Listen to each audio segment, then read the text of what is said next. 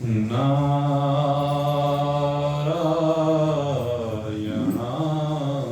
नमोस्तुते। श्रेयान् द्रव्यमयाय ज्ञानयज्ञपरन्तपः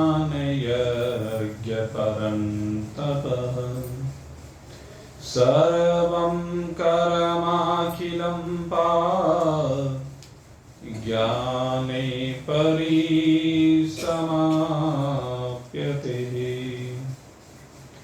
तद्विद्धि प्रणिपातेन परिप्रश्नेन सेवया उपदेक्ष्यन्ते ते ज्ञानं ज्ञानिनः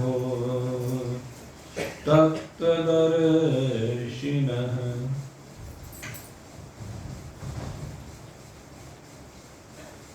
उपस्थित परम सौभाग्यशाली भगवत प्रेमी भगवत भक्त वृंद, भगवान की असीम महान महती दयाद्र करुणाद्र कृपा के प्रणाम स्वरूप भगवान ने लगातार 25 दिन हमें अपने विशेष चिंतन करने का अवसर प्रदान किया और उसमें भगवान ने 16 दिन श्राद्ध पक्ष में अवसर दिया श्रीमद् भागवत के माध्यम से। तदुपरांत 9 दिन अवसर प्रदान किया नवरात्रियों में श्रीमद् देवी भागवत के माध्यम से। ये दोनों भागवत अत्यंत ही दिव्य ग्रंथ है और इनके बारे में कहा जाता है भगवता अयम भागवत है कि ये जो भागवत ग्रंथ है ये साक्षात भगवान का ही स्वरूप है। जो भागवत को हृदयंगम कर लेता है तो समझ लेना चाहिए कि उसने भगवान को हृदयंगम कर लिया।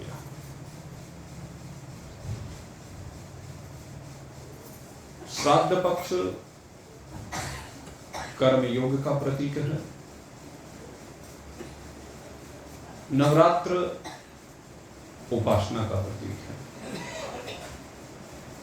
और आज हम पुनः अपने उस विषय की ओर बढ़ रहे हैं जहां पर हमने इस विषय को विश्राम दिया था। आप जानते हैं ज्ञान की 3 सीढ़ियां होती हैं, यह कह लीजिए परमात्मा प्राप्ति की 3 सीढ़ियां होती हैं। प्रथम सीढ़ी कर्मयोग है, द्वितीय सीढ़ी उपासना है और ये तृतीय सीढ़ी ज्ञान योग है। और भगवान श्री कृष्ण ने भी इन तीनों सीढ़ियों पर भक्तों को क्रमशः चढ़ने के लिए प्रेरित किया है। गोपियां इन्हीं 3 सीढ़ियों पर चढ़ती हैं, कर्म योग, भक्ति योग और ज्ञान योग। जब इन तीनों सीढ़ियों पर चढ़ लेती हैं तो तभी उनको भगवत प्राप्ति होती है। ये श्रीमद् भगवद गीता जिसका अध्ययन लगभग 16 महीने से हम लोग कर रहे हैं, इसके 4th अध्याय में 33वां मंत्र बड़ा दिव्य मंत्र है। इसमें अभी तक आपने श्रवण किया यज्ञों के बारे में। भगवान ने अनेक यज्ञों की महिमा हमारे सम्मुख रखी है, लेकिन अब उन सारे यज्ञों को भगवान द्रव्य में यज्ञ बता करके अब कह रहे हैं कि ये सब द्रव्य में यज्ञ हैं। ये सब यज्ञ आपके अंतःकरण को शुद्ध करके अंतःकरण की एकाग्रता बनाने वाले होते हैं। क्योंकि उपासना भी एक यज्ञ ही कहा गया है, जहां पर एक भक्त अपने आप को भगवान के चरणों में समर्पित करता है। तो उपासना को भी हमारे यहाँ यज्ञ में समाहित किया गया, माना गया है। यहाँ कर्म और उपासना दोनों के लिए कहा है ये कि द्रव्यमा यज्ञात है, कि जो द्रव्य में यज्ञ है उस यज्ञ से ज्ञान यज्ञ है परम तप। श्रेयान द्रव्यमा यज्ञ, ज्ञान यज्ञ है परम तप। कि जो ज्ञान यज्ञ है वो इन सभी यज्ञों से श्रेष्ठ है। क्योंकि जीवन का जो उद्देश्य है, जीवन के उस उद्देश्य को पूर्ण करने में कर्मयोग और उपासना दोनों सहायक सिद्ध होते हैं। कर्मयोग के और उपासना के द्वारा हमारे चित्त के अंदर जो कीचड़ जमा हुआ है, जितनी भी गंदगी जन्म जन्मांतर की विभिन्न संस्कारों के कारण से, विभिन्न कर्मों के कारण से जमा हो चुकी है, सबसे पहले इस गंदगी को साफ करने के लिए कर्म योग का आचरण कहा गया है। मेरे मित्रों, इस गंदगी की सफाई करनी बहुत जरूरी है। और ये गंदगी, मैं विशेष रूप से एक बात कहता हूं, संकल्प और विकल्प, इन दोनों से इस गंदगी का निर्माण होता है। जिस समय आप संकल्प और विकल्प, इन दोनों की सीमाओं से बाहर निकलना चाहें, तो उस समय जाकर के आपके अंतःकरण का कीचड़ दूर होगा। आप अनेक प्रकार का जीवन यहां पर जीते हैं। एक जीवन होता है व्यक्ति का निजी जीवन।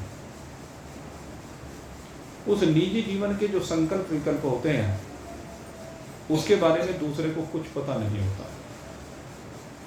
और ऐसे अनेक संकल्प हैं जो मन में स्फुरित होते हैं, लेकिन उसको कुछ जान नहीं पाता। वह चाहे शुभ संकल्प हो चाहे अशुभ संकल्प। ठीक इसी प्रकार से कुछ होते हैं पारिवारिक संकल्प।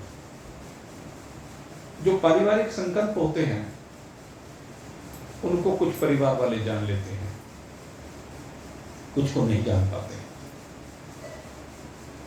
और ये जो पारिवारिक संकल्प हैं, इनमें स्वार्थ भी है और प्रेम भी है। दोनों चीजें इनमें निहित होती हैं।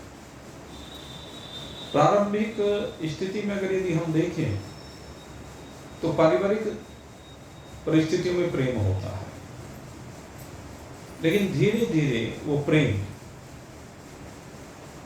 स्वार्थ में परिवर्तित होता चला जाता है।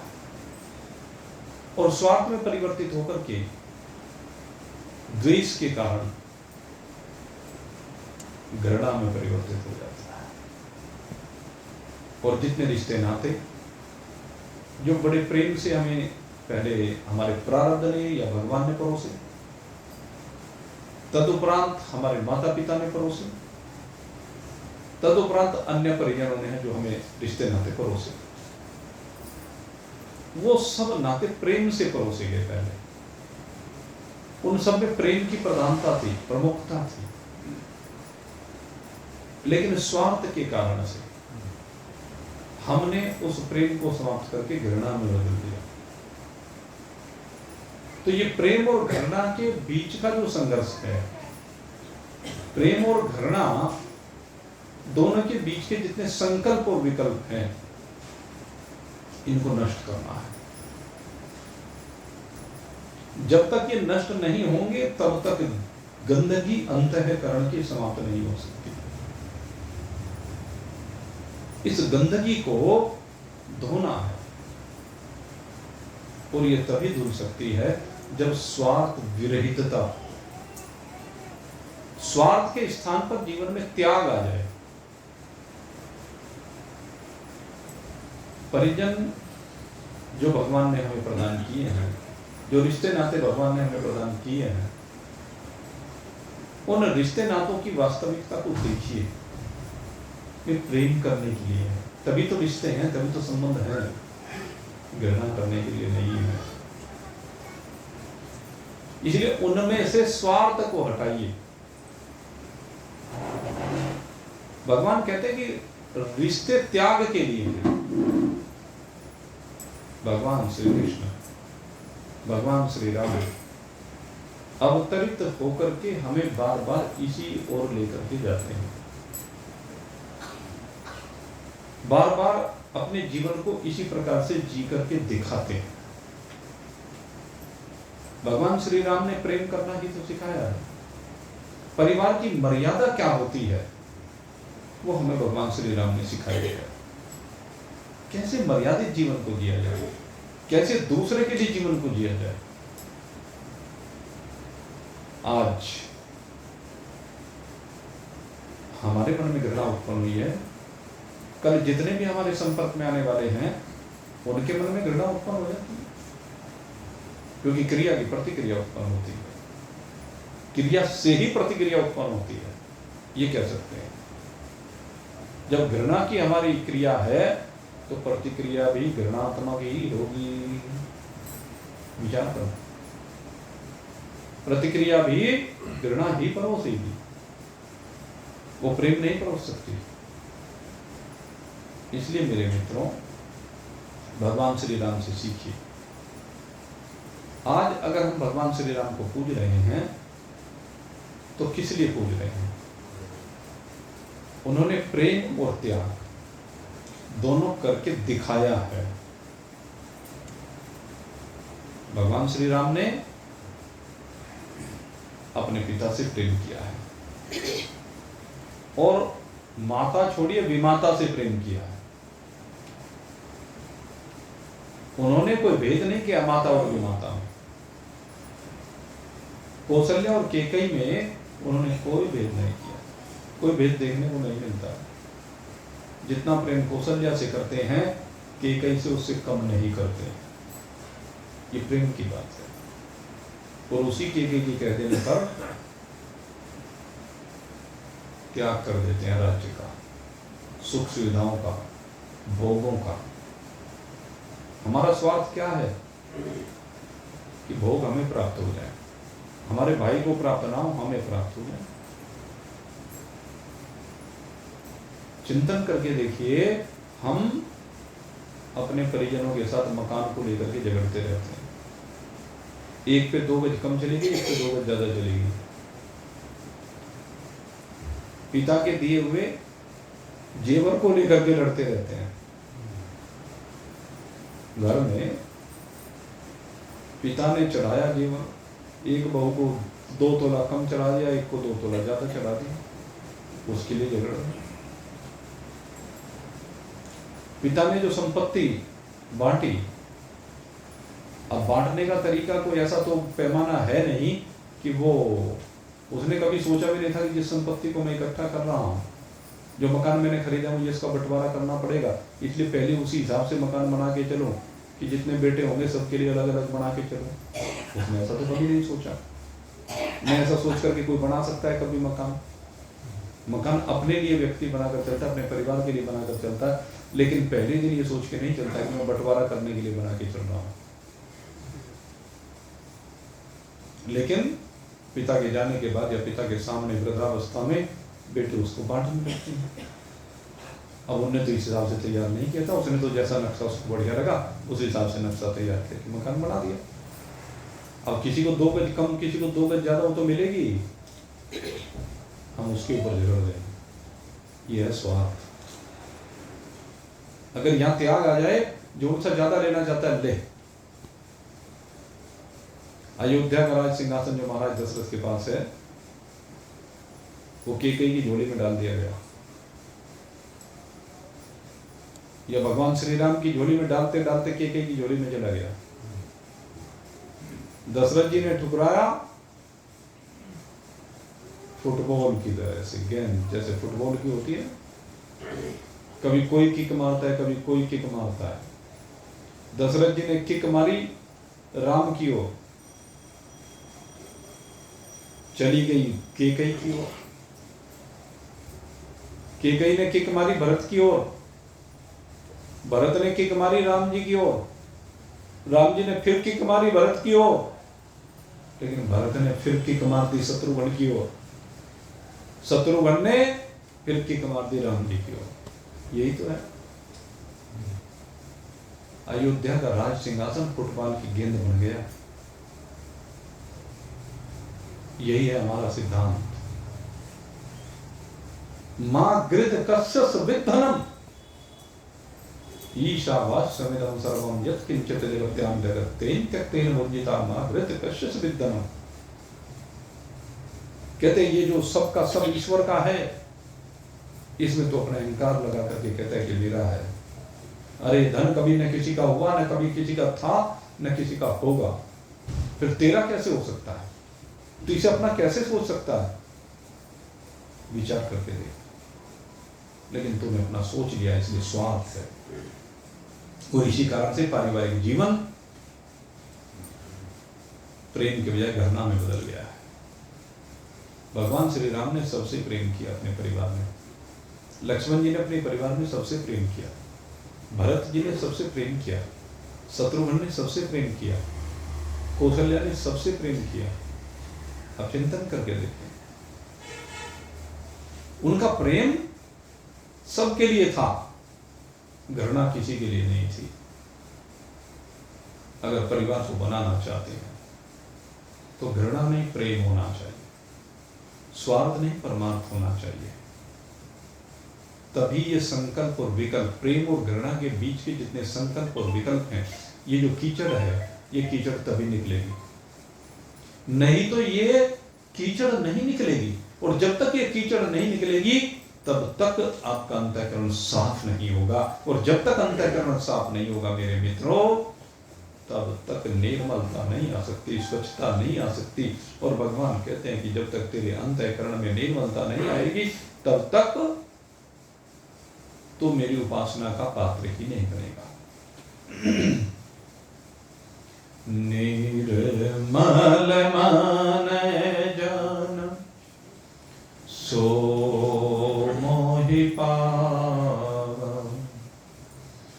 निर्मल मन जन सो मोहि पावा, मोह कपट छल छिद्र न भावा, मोह कपट छल छिद्र न भावा। भगवान कहते हैं मुझे कपट छल छिद्र अच्छा नहीं लगता, इसलिए अपने पारिवारिक जीवन को आप कपट छल छिद्र से बाहर बढ़ाइए। लज्जा आनी चाहिए, शर्म आनी चाहिए। जब एक भाई दूसरे भाई के साथ गड़बड़ कर रहा और सारे एक दूसरे को कहते हैं, दो भाइयों से पूछो तो पहला कहेगा कि ये गड़बड़ कर रहा है, दूसरा कहेगा कि ये गड़बड़ कर रहा है, जिसका मतलब दोनों गड़बड़ कर। लेकिन अगर यदि एक त्याग कर दे, ठीक है, तो दूसरे के कमी को देख रहा, अरे वो दूसरा नहीं है, बस भावना बदलने की आवश्यकता है। हो सकता है वो स्वार्थी हो, कोई बात नहीं। हो सकता हो तेरे से ज्यादा धन चाहता हो, कोई बात नहीं। हो सकता है वो रोज तुझे प्रताड़ित करता हो, कोई बात नहीं। हो सकता है तुझे गालियां नहीं देता हो, कोई बात नहीं। बस अगर ये सिद्धांत बना लिया ना, फिर देखना, तो पिता की संपत्ति के लिए लड़ता है, तो जरा सी बात के लिए लड़ता फिरता है। इन सीमाओं से बाहर निकल। इस खोपड़ी को जरा सी ठंडी कर। ये जो तेरी खोपड़ी में हर समय हीटर चलता रहता है ना, इस हीटर के स्विच को बंद कर, अगर यदि इस कीचड़ को निकालना चाहता है। और ये तभी निकलेगा जब सबको अपना समझ करके उनके जो कर्म है उनको देखना बंद कर देगा। जब तक उनके कर्मों को तू देखता रहेगा, ये कीचड़ कभी नहीं निकलेगा। तेरे अंदर उबाल आता रहेगा, तू जलता रहेगा और उस पाप की अग्नि में जल करके अपने आप को कष्ट देता रहेगा। कष्ट तो अपने को देगा, दूसरे को नहीं दे सकता, क्योंकि सिद्धांत की बात यही है, काहो न काहू को सुख दुख करि दाता, काहू न काहू को सुख दुख करि दाता, निज कृत कर्म भोग सब भ्राता, निज कृत कर्म भोग सब भ्राता। जी हाँ, सब अपने कर्मों का भोग है। यदि वो लूट रहा है मुझे, तू सोच रहा है कि लूट रहा है, कोई नहीं लूट रहा। ये तूने अपनी सोच बना ली है। वो ठग रहा है, नहीं, कोई नहीं ठग रहा है। इन सीमाओं से बाहर निकल, ये फालतू के दिमाग लगाने बंद कर और त्याग करना शुरू कर। परिवार वालों के प्रति अपनी भावनाओं को बदल दे और फिर देख रिश्ते नाते कितने मधुर हो जाएंगे। अजी हथेली वो ताली जो है एक हाथ से नहीं बजती है, दोनों से बजती है। अरे तू एक हाथ से प्रयास तो कर। जब तू एक हाथ से बजाने का प्रयास करता है तो देखना कुछ समय के बाद दूसरा हाथ स्वयं वो अपने आप आगे बढ़ जाएगा। वो जो दूसरा जिसको तू कह रहा है उसका हाथ स्वतः तेरी ओर आ जाएगा। ये सिद्धांत की बात है। लेकिन तू तो बदल, दूसरा बदले ना बदले, तू बदल जा। सबसे जरूरी है तेरा अपने आप का बदलना। भाई फोन को देखो बंद करके, सत्संग में फोन अलाउ नहीं है, ठीक है। बोलिए सच्चिदानंद भगवान की जय। तू तो बदल। तो ये दूसरी बात हुई परिवार की। तीसरी बात है समाज की। समाज भी सब प्रेम करने के लिए है। समाज से प्रेम करना सीखा। जी उसने ये कर दिया, उसने वो कर दिया, इन चीजों को देखना बंद कर दे। तूने समाज में रह करके क्या किया, जरा विचार ये करके देख। समाज के प्रति तेरे दायित्व है और तू उन दायित्वों से पीछे नहीं हट सकता। समाज ने तुझे बहुत कुछ दिया है, राष्ट्र ने तुझे बहुत कुछ दिया है, सरकार ने तुझे बहुत कुछ दिया है। अपनी दृष्टि को नकारात्मक से सकारात्मक बना कर देखो। ये सड़कें सरकार तुझे दे रही है, ये सुरक्षा सरकार तुझे दे रही है, ये स्ट्रीट लाइट सरकार तुझे दे रही है, ये राष्ट्र के प्रहरी जो सीमाओं पर बैठे हुए हैं वो राष्ट्र तुझे दे रहा है।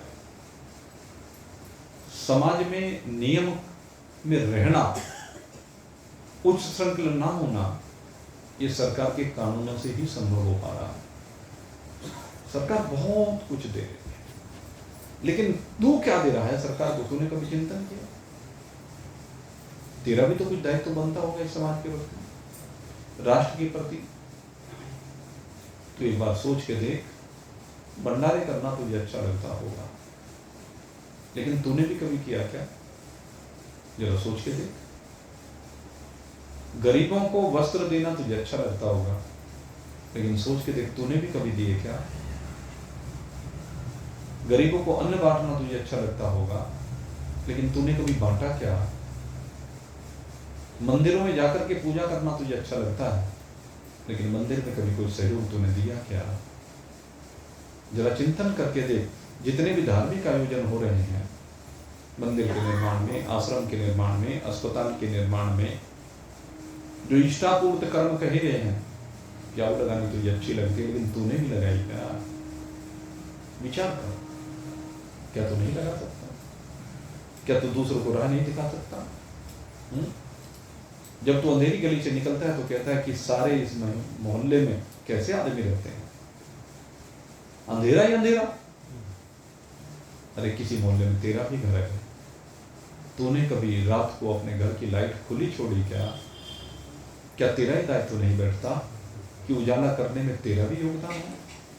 विचार कर। और हमारे यहाँ तो ये कहा गया है कि घर के बाहर की लाइट अगर खोलोगे तो लक्ष्मी का आगमन होगा। ये लक्ष्मी के प्रतीक है। जो लोग नहीं खोलते हैं ना, वहां अंधकार रह जाता है, उल्लू बैठता है अंधकार में। आपको बता दें, ये एक शुभ शकुन होता है। अपने अपने घर के बाहर की लाइट को खुला छोड़ना रात्रि में। पहले लोग देहरी पर दीपक रखा करते थे, देहरी दीपक कहा जाता था। इसलिए देहरी पर दीपक इसीलिए रखा जाता था कि रात को कोई भी आ रहा है, उस समय स्ट्रीट लाइट नहीं होती थी, तो वो उस दीपक के प्रकाश में उसे राह दिख जाए, कहीं नाली में पैर ना जाए, किसी पशु के ऊपर पैर ना आ जाए, कुत्ता बिल्ला कुछ भी है।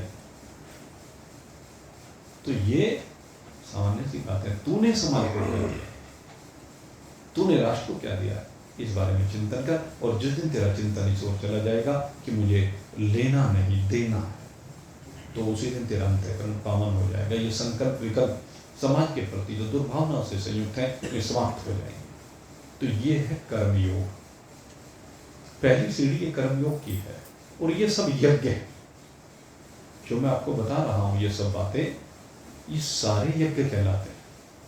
केवल ये नहीं कि अग्नि में आहुति दी और उस अग्नि में दी गई आहुति को ये आपने यज्ञ मान लिया, वो यज्ञ भी बहुत अच्छा है। ऐसा नहीं कि वो यज्ञ अच्छा नहीं है, श्रेष्ठ है, बहुत अच्छा यज्ञ माना जाता है, क्योंकि उसके द्वारा समाज का भला होता है, समाज का कल्याण होता है। और जो करने वाला है, देवता लोग उसके ऊपर प्रसन्न होते हैं और उसको मनोवांछित पदार्थ भी प्रदान करते हैं। लेकिन अगर समष्टि रूप से देखा जाए, उस यज्ञ के द्वारा जो धुआं निकलता है, जो अग्नि का ऊपर की ओर प्रवाह होता है, उसके द्वारा वृष्टि भी होती है। उस यज्ञ के द्वारा सारा वातावरण सुगंधित भी होता है, इसमें भी कोई दो राय नहीं। और शुभ भावनाओं का प्रसार होता है, उसके बहाने से लोग जुड़ते हैं और जुड़ करके उनकी भावनाएं शुद्ध बनती चली जाती हैं। तो एक अच्छा आयोजन होता है यज्ञ। लेकिन ये जितने भी बातें मैंने बताई समाज के प्रति जो आपके दायित्व हैं, ये सब भी यज्ञ होते हैं। दूसरी बात आती है फिर उपासना रूपी यज्ञ है। उपासना रूपी यज्ञ से मतलब है आप अपने आप को भगवान को समर्पित करें, अपने चित्त को भगवान में लगाएं। कैसे लगाएं? कहते जैसे भी लग जाए। असली बात क्या है? जैसे भी लग जाए। और जैसे भी लगाने से मतलब है तेरी तारतम्यता भगवान से जुड़नी चाहिए। आजकल आप देख रहे हैं कि बहुत लोग आपको धार्मिक दिखाई दे रहे हैं। बहुत लोग, किसी भी तीर्थ स्थल पर जाइए, इतनी भीड़ है कि हम कल्पना नहीं कर सकते। किसी भी तीर्थ स्थल पर जाकर के उस देव स्वरूप के दर्शन करना एक महाभारत हो गया आज के युग में। ऐसी परिस्थिति बन रही है हर जगह, जहां भी जाए रोज लाखों लाखों लोग, दम घुटने को हो जाता है। कई कई घंटे लाइन में लगे लगे बुरा हाल हो जाता है। और क्यों? क्योंकि दुनिया जा रही है। लेकिन दुनिया के जाने का प्रयोजन क्या है? जो दुनिया वहां पर जा रही है उसमें अधिकांश का प्रयोजन क्या है कि गंगा जी में स्नान करके पाप धुल गए, पुण्य मिल गए। शाकुंभर हरिद्वार गए, वृंदावन गए, खाटू श्याम गए, जहाँ भी जा रहे हैं कि जी जब से हमने यहाँ पे जाना शुरू किया, हमारे घर में लक्ष्मी आ गई, काम धंधा बढ़िया चलने लगा, बाल बच्चा हो गया, नहीं हो रहा था, फलाने की शादी नहीं हो रही थी, घर में शादी हो गई। तो ये सब चीज़ें सोच करके वहाँ पर जाते हैं। इसका नाम उपासना नहीं है, इसका नाम भक्ति नहीं है, इसका नाम ध्यान नहीं है। आपको बता रहे हैं, कोई ये सोचता हो कि मंदिर में जाकर के भगवान के दर्शन करना ये भक्ति कहलाती है, तो इस भलावे में मत रहना। इसका नाम भक्ति नहीं है। चाहे आप हर महीने जाते हो किसी जगह, हर हफ्ते जाते हो, चाहे रोज भी जाते हो, शिव जी महाराज को रोज जल चढ़ा के आए, भगवान के रोज दर्शन करके आए, लेकिन इसका नाम भक्ति नहीं। सात्विक मनोरंजन में बताया, सात्विक मनोरंजन। चलो खैर इस विषय में तो नहीं मैं बोलूँगा। ये क्या है, इसका नाम भक्ति नहीं है, अपितु इसका नाम है कर्मकांड। इसको कहते हैं कर्मकांड। जो चीजें हमें लगती है कि ये है तो धार्मिक, बहुत लोग हैं आज भंडारे करने वाले, बहुत लोग आपको दिखाई देते हैं, और भंडारों में न जाने क्या क्या चीजें बनवाते हैं, दावतें चल गई भंडारों में, लेकिन उनका प्रयोजन भी ये नहीं है। उनका प्रयोजन भी क्या है कि भंडारे जब से हम आ जाने लगे उसके नाम का भंडारा कर रहे हैं, तो वो हमारे पे खुश होकर हमें खूब धन दे रहा है। तो कर्मकांड है, ये उपासना नहीं है। आप रोजाना घर में बैठ करके किसी पाठ को करते हो, पाठ कर रहे हैं, कुछ भी भगवान के नाम का पाठ कर रहे हैं, वो भी कर्मकांड है। आपको बता दें उसका नाम भी भक्ति नहीं है। आपको मैं ये इसलिए स्पष्ट कर रहा हूं, आज के शास्त्र की भाषा बोल रहा हूं। ये सब चीजें, ऐसी चीजें, ये सब कर्मकांड में आती है। आप घर में अनुष्ठान करते हैं, कोई भी अनुष्ठान पंडित जी को बुला करके किया, सब कर्मकांड है। देवों की उपासना की जाती है वहां पर, ये सब कर्मकांड के अंतर्गत आता है। इनमें उपासना नहीं है। उपासना एक पद्धति है, उपासना एक भाव है, उपासना एक समर्पण है, उपासना एक प्रेम है। उपासना दिखावे का नाम नहीं है, इस बात को समझ लेना। उपासना की जब हम बात करते हैं, उपासना का मतलब है अपने दिल के तार ईश्वर के दिल से जोड़ने का प्रयास करना। वह पद्धति जिसके द्वारा हमारे दिल के तार परमात्मा के दिल से जुड़ने लगे। इन चीजों से, ठीक है, ये सब अच्छी चीजें, ये कोई बुरी चीज नहीं जो मैंने अभी आपको बताई है, लेकिन कर्मकांड है वो सब, उसका नाम उपासना नहीं है। लोग इसी भ्रम में रहते हैं कि हम तो ये उपासना कर रहे हैं, क्योंकि वो उपासना है नहीं, वो कर्मकांड है, इसीलिए उनके चित्त स्थिर नहीं होते। उपासना का जो प्रयोजन होता है वो चित्त को स्थिर करना होता है। अब देखिए जितने भी ऐसे लोग काम करने वाले हैं उनके चित्त स्थिर है क्या? अब चित्त की स्थिरता का पता कैसे चले? अब बात यह है, जरा अपना अपना विश्लेषण कर लेना और अपने आसपास जितने भी हैं उनका विश्लेषण कर लेना, लेकिन विश्लेषण करने के बाद उनमें दोष दृष्टि मत रखना। ये मैं फिर कहता हूं, आपको दोष दृष्टि रखनी है तो केवल अपने में रखिए, दूसरे में दोष दृष्टि नहीं रखनी है। अपना अपना हमें विश्लेषण करके देखना है कि जो हम कर रहे हैं वो कर क्या रहे हैं। है ना बात समझ? हम जो भगवान के दरवाजे पर जा रहे हैं वो किस भावना के साथ जा रहे हैं, ये देखने की जरूरत है। विश्लेषण अपना कीजिए। अब मैं आपको विश्लेषण का तरीका बताता हूं, कैसे पता चलेगा कि आपका ये कर्म कांड है या उपासना है। इसका पता किस चीज से चलता है? तो आप देखिए आपका चित्त अभी विषयों की ओर कितना चल रहा है। जितना विषयों की ओर चित्त पहले जाता था, वो विषयों की ओर जाने वाला चित्त अब कितना जा रहा है। और उसमें निरीक्षण करने के 5 विषयों के रूप हैं। पहले आप किस प्रकार का शब्द सुनना चाहते थे, आज उस शब्द से वैराग्य हुआ क्या, यह है विश्लेषण का तरीका। जो शब्द अपनी प्रशंसा के आप सुनना चाहते थे या कहना चाहते थे, अपनी प्रशंसा अपने मुख से। एक सबसे बड़ी कमी क्या है, जब भी 2-4 लोग बैठते हैं, कई बार तो ऐसा लगता है कहां पागलों के समाज में आकर के बैठ गए हो। 5-7-10 व्यक्ति घर के ही बैठे हैं, कोई किसी की बात नहीं सुनना चाहता, एक साथ 3-3, 4-4 बोल रहे हैं। ये क्या है? आप चिंतन करके देखिए ये है क्या। किसी की आवाज समझ में नहीं आ रही, आपस में बैठे वार्तालाप करते हुए सारे मित्र बैठे हैं। क्यों? उसने बात शुरू करी, अपनी बात कही, लेकिन उसके उत्तर में उसकी बात को सुन करके हाँ हूं ना नुकर करने के बजाय आपने अपनी उसी से जुड़ी हुई बात शुरू कर दी। फिर तीसरे ने कर, फिर चौथे ने कर, अपने अपना गा रहे, फिर दूसरे की सुन भी ले भाई। पहले दूसरे की सुन, जब वो विश्राम को प्राप्त हो जाए तो बोलना। अब मेरे सामने जब भी कोई इस तरह की बात करते मैं चुप हो जाता हूँ भाई, अब बोल के करूं क्या? उसमें आवाज कोई समझ में थोड़ा ना आएगी। अब जैसे गली में कुत्ते होते हैं, वो भौंक रहे होते हैं, एक ने भौंकना शुरू किया, दूसरा हो गया, दूसरे ने सुना तो उसकी आवाज तीसरी। अगर 10 किलोमीटर तक भी कुत्तों की बस्ती है तो 10 किलोमीटर तक के कुत्ते सारे भौंकना शुरू कर देंगे, क्योंकि एक की आवाज दूसरी जगह जाती, दूसरे की तीसरी जगह, तीसरे की। तो इस तरह से उनकी क्या है, सब भौंकने लगे। अब किसकी आवाज सुनेगी? सुनेगी क्या? तो देखिए शब्द के ऊपर आपका नियंत्रण बना कि नहीं बना? बना तो कितना बना? विश्लेषण करने के लिए क्या करना है कि शब्द के ऊपर आपका नियंत्रण बना तो कितना बना, शब्द सुनने का आकर्षण कितना कम हुआ।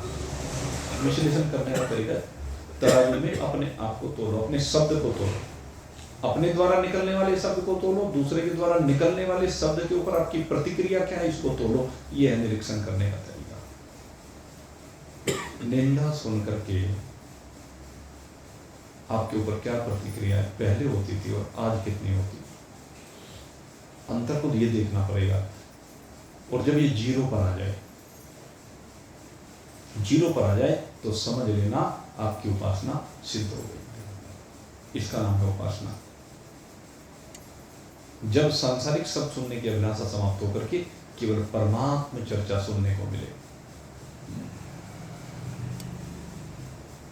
मस्त होकर के केवल परमात्मा के गुण, मैं तो गुण गोविंद के गाना, सारी दुनिया छोड़, फिर सारी दुनिया छोड़ करके मैंने तो क्या किया, गोविंद के गुण गाना शुरू कर दिया। इसको कहते हैं प्रेम, इसको कहते हैं भक्ति। दूसरे की स्तुति या निंदा करने के स्थान पर परमात्मा, केवल परमात्मा, यह शब्द के ऊपर नियंत्रण की बात है। ठीक इसी प्रकार से अभी स्पर्श को देखिए। पहले कैसा स्पर्श अच्छा लगता था, अब कैसा स्पर्श अच्छा लगता है, अब मन में कैसा स्पर्श करने के संकल्प रहते हैं, जरा चिंतन करके देखिए। अगर यदि मन के संकल्प पहले वाले ही हैं अभी तो कोई परिवर्तन नहीं, लेकिन अब जब स्पर्शों की सीमा से आप कितने बाहर निकल पाए हैं अब तक, जितने स्पर्श की सीमा से आप बाहर निकल गए उतने ही आपकी उपासना बढ़ती चली गई। और जिस दिन स्पर्श की अभिलाषा जीरो पर आ जाए, कोई स्पर्श आपको पता ही ना चले, कोई स्पर्श करने की अभिलाषा ही ना रहे, जीरो, तो उस समय समझिए कि आपकी भक्ति सिद्धि को प्राप्त होगी। संसार का रूप और अपना रूप, अपना रूप सब जगह दिखाते फिरते हैं, सजाते हैं, संवारते हैं। किसका रूप अपना? अपने से मतलब शरीर का रूप, मकान का रूप, दुकान का रूप, फैक्ट्री का रूप, जो भी कुछ करते हैं वो दिखा रहे हो, संसार के नज़ारे देख रहे हो। ये देखने और दिखाने की अभिलाषा रूप की पहले कितनी थी, अब कितनी है? आपकी साधना के द्वारा ही पता चलेगा कि आप में कितना परिवर्तन हुआ। परिवर्तन हुआ है तब तो ठीक है, अगर वहीं के वहीं है तो कोई परिवर्तन नहीं, उपासना जीरो। और परिवर्तन हुआ है तो आपकी उपासना बढ़ती जा रही है, और परिवर्तन होकर के रूप देखने और दिखाने की अभिलाषा जीरो हो गई तो सिद्धि प्राप्त हो गई, उपासना सिद्ध हो गई। इसी तरह से रस की बात है, किसी को रस देना और किसी से रस लेना, रस का जो आदान प्रदान है, इस रस के प्रति जो हमारी आसक्ति है, बहुत तरह के रस हैं। किसी को मधुर रस अच्छा लगता है, किसी को लवण रस अच्छा लगता है, किसी को खट्टा रस अच्छा लगता है, किसी को कसाय अच्छा लगता है, किसी को कड़वा अच्छा लगता है। सबके अपने अपने रस हैं, लेकिन जो भी लगे, पहले कितना अच्छा लग रहा था, आज कितना अच्छा लग रहा है। क्या भी रसों से पेट भर गया क्या? इन रसों से पेट भरा कि नहीं भरा? अब केवल परमात्मा रस लेने की अभिलाषा है क्या? जरा चिंतन करें, क्या परमात्मा को देखने की अभिलाषा है क्या? परमात्मा का कोमल कोमल स्पर्श करने की अभिलाषा है क्या? अगर ये है तब तो ठीक है, लेकिन अगर संसार के विषय में ये, तो इसका मतलब भक्ति जीवन में प्रविष्ट नहीं हुई है।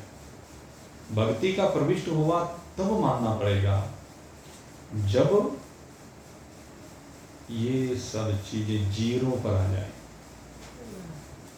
शब्द भी, स्पर्श भी, रूप भी, रस भी और गंध भी, जब इनकी अभिलाषा शून्य पर आ जाए तो तब कहा जाता है कि आपकी भक्ति सिद्ध हो गई। और इसमें सहायक कौन है? कहते हैं नवधा भक्ति इसमें सहायक है। 9 प्रकार से जब हम भगवान की भक्ति करते हैं तो 9 प्रकार से की गई ये भगवान की भक्ति हमारे जीवन को आनंदित कर देती है। ये हमारा विषयों के प्रति दृष्टिकोण बदल देती है।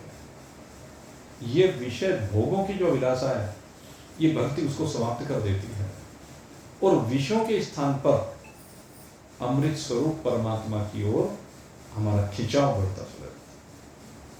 और खिंचाव होते होते इतना खिंचाव हो जाता है जगत से नाता टूट जाता है। जैसे मीरा ने नाता तोड़ दिया ना, सारे जग से नाता छोड़ करके एक गिरधर से नाता जोड़ लिया।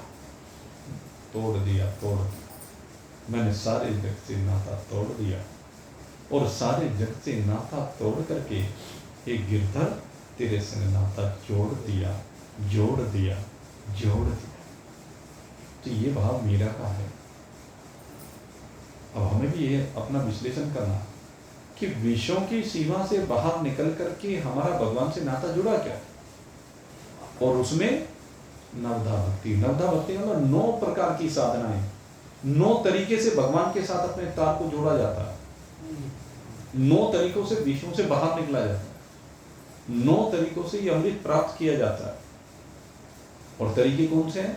श्रवणम कीर्तनम विष्णु स्मरणम पाद सेवनम अर्चनम वंदनम सख्यम दास्यमात्म निवेदनम। ये 9 प्रकार की भक्ति। 9 प्रकार की भक्ति के अंदर हम भगवान का कीर्तन करें, लेकिन कीर्तन किस प्रकार का हो? उस कीर्तन के द्वारा हम भगवान को तृप्त करें। उस कीर्तन में ऐसे डूब जाएं कि हमें भगवान के अतिरिक्त कोई दूसरा दिखे ही नहीं।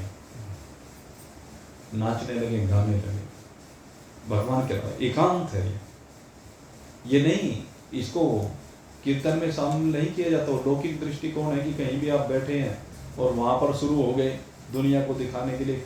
अब वो कथावाचक ने कोई बस अभी टोन शुरू ही हुई है, अब पता नहीं भाई कैसे लोगों के तार जुड़ते हैं, हमें तो समझ में आता है। वो संगीत वाले ने अभी हारमोनियम बजाया और लोग उठे और बस वहां कथा में नाचना शुरू कर दिया। क्या खेल हो रहा है? इतने बड़े भक्त हैं। भक्त नहीं, वो दिखा रहा है, वो ड्रामा है।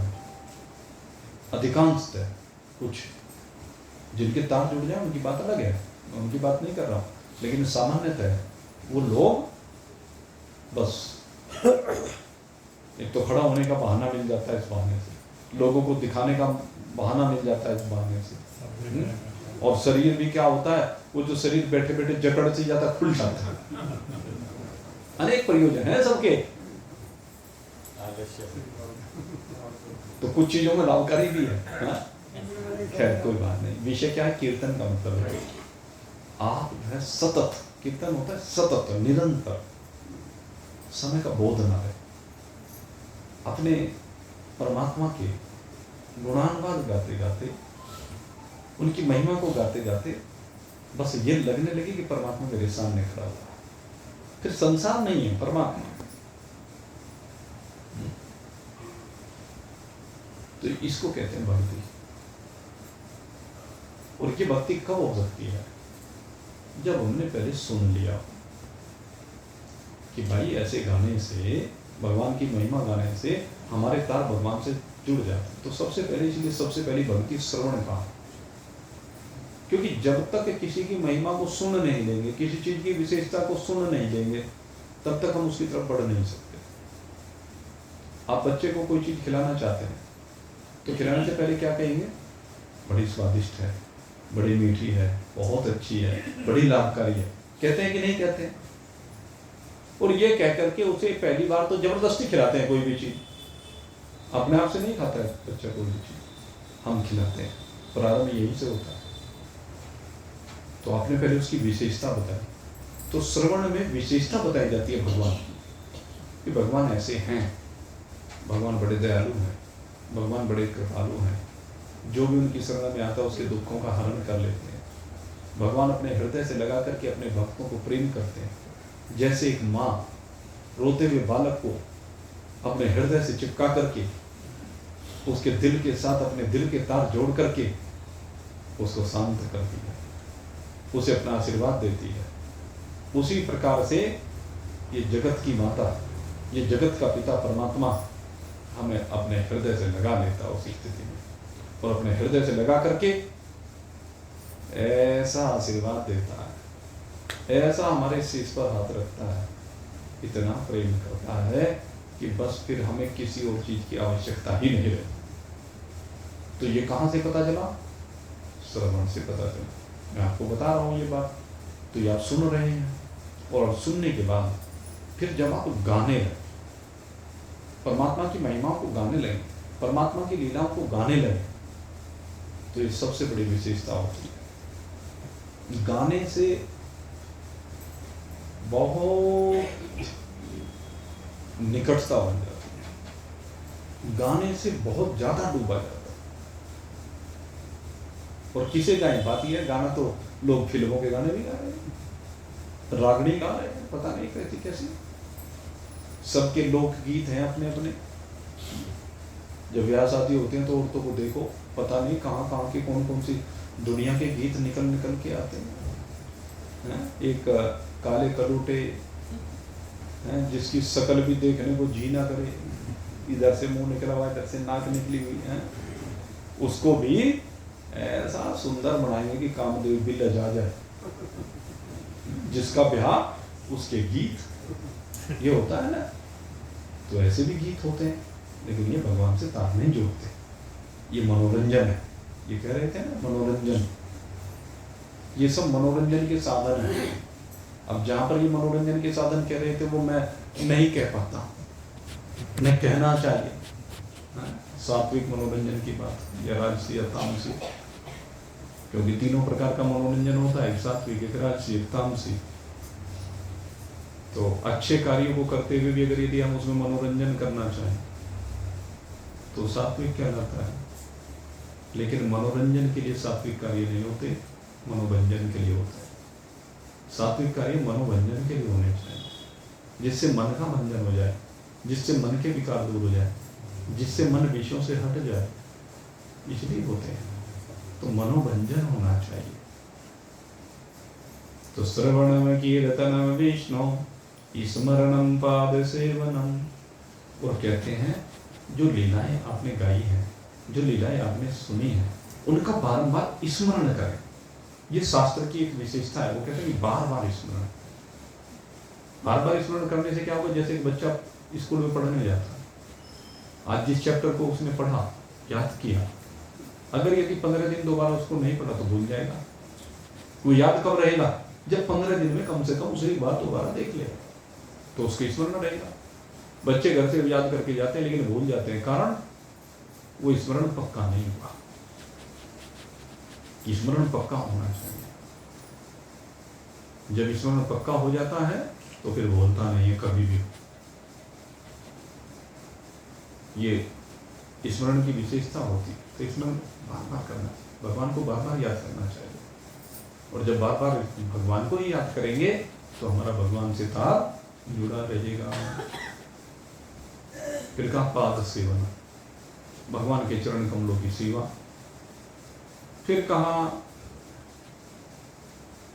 अर्चनम वंदनम सख्यम, पूजा पाठ, वो भी तार जोड़ने के लिए। पहली पूजा पाठ मैंने कर्मकांडी को बताई, लेकिन पूजा पाठ जो करें वो कर्मकांडी नहीं, जब तार जोड़ने के लिए, भगवान से प्रेम करते हुए करें। जब भगवान को हम प्रसाद अर्पित कर रहे हैं ना, तो मेरे गोपाल बड़े प्रेम के साथ भोग लगा रहे हैं। देखो कैसे, मैं तो ये क्या रूखा सूखा लेकर के आया, लेकिन देखो भगवान ने कितने प्रेम के साथ, जैसे सुदामा के तंदूर का भोग लाया ऐसे खा रहे हैं।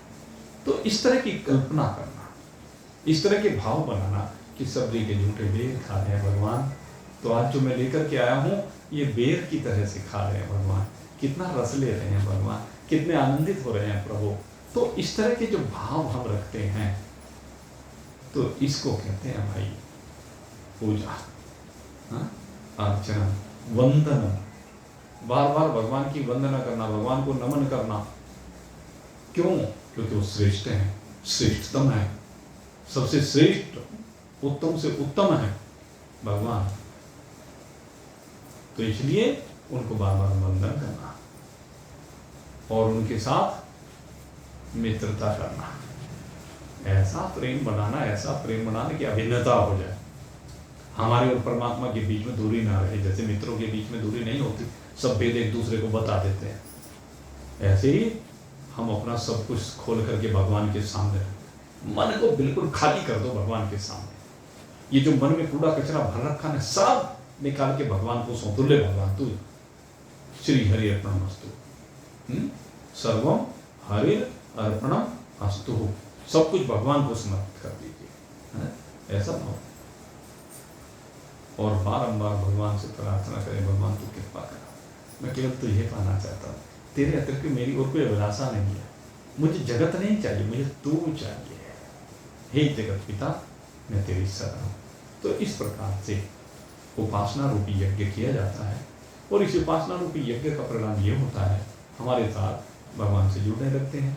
और एक दिन ऐसा आता है कि हम विषय शून्य हो जाते हैं और विषय शून्य होकर के फिर हम और भगवान बस दो ही होते हैं, तीसरा कोई नहीं होता। बस उसमें क्या होता है, तू मेरा है मैं तेरा, तू मुझ में है मैं तुझ में। तू मेरा है मैं तेरा हूँ, तू मेरा है मैं तेरा हूँ, तू मुझ में है मैं तुझ में हूँ, मेरी विनती ही बारंबार, मेरी विनती ही बारंबार, हरि आ जाओ हरि आ जाओ हरि आ जाओ एक बार, मेरा छोटा सा संसार। कितना छोटा संसार, जिसमें तू और मैं है बस, और कोई, और सबकी छुट्टी हो गई। तो इस प्रकार से ये है कर्मयोग और उपासना योग। और लेकिन कहा इन दोनों योगों से भी आगे चल करके अब बात आती है ज्ञान योग की, और इस ज्ञान योग की चर्चा अब परसों आपके सामने करेंगे। कल का विश्राम रहेगा, मैंने आपको पहले भी बताया था, थोड़ा सा डिस्टर्बेंस रहेगा कुछ दिन, और जैसे जैसे स्थिति होगी मैं आपको बताता रहूँगा। और जो कोई ना आए किसी दिन तो एक दूसरे को बता दिया जाएगा। कल का अवकाश है, परसों फिर, परसों रास पूर्णिमा भी है। यद्यपि परसों ग्रहण भी है, लेकिन ग्रहण रात को 11 बजे के लगभग है, तो हम परसों सत्संग तो करेंगे ही, ठीक है। तो परसों रास पूर्णिमा के उसमें ज्ञान योग का सत्संग, ये जो अब आगे हम लेकर के चलेंगे, और जैसी भगवत इच्छा होगी भाई उसके अनुसार आगे चलेंगे। अब तो आज यहीं पर विश्राम देते हैं। और आज हमारा द्वादशी का दोपहर में भी माता अन्नपूर्णा का भोग लगा, और अब भी माता अन्नपूर्णा का भोग आज लगाया जाएगा अब यहाँ पर। और उस भोग को लगाने के बाद आप सब उस भोग प्रसाद को ग्रहण करें। बोलिए सच्चिदानंद भगवान की